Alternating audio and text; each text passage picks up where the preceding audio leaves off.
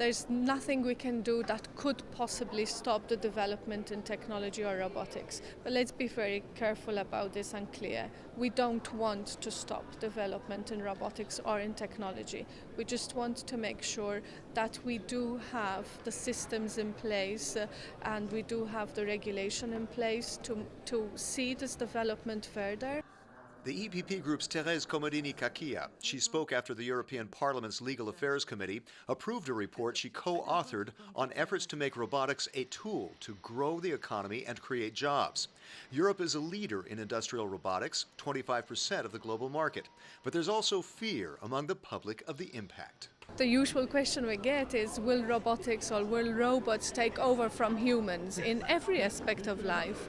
And I think there we have ethical questions, and the report strongly suggests that the development of robotics and what robotics can do and should be able to do must be set within a framework of values. The report, which now goes before the full Parliament for approval, includes wide-ranging issues about robotics. They include liability rules as well as ethical questions, interoperability, safety and security, data protection, driverless vehicles and drones, care and medical robots, human repair and enhancement, and education and employment. The EPP Group wants rules that don't stifle robotics and artificial intelligence as a source of innovation and job creation. We're using robotics in care. We are using robotics in facilitating the integration of persons with disabilities in employment. The EU says when workers team up with robots, productivity rises 85%. Robots can carry out work that could be hazardous to workers, but many Europeans also fear automation could put them out of a job. What type of jobs will we need?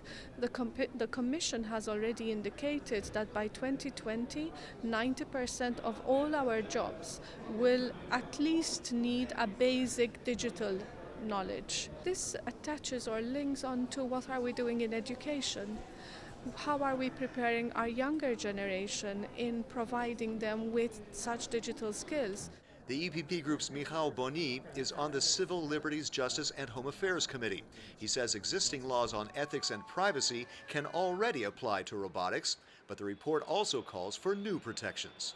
In those relations between persons, humans and robots, we need a very special solutions related to security because when, for example, robots will take care on elderly people or on children, so we need to ensure the 200% guarantees for security.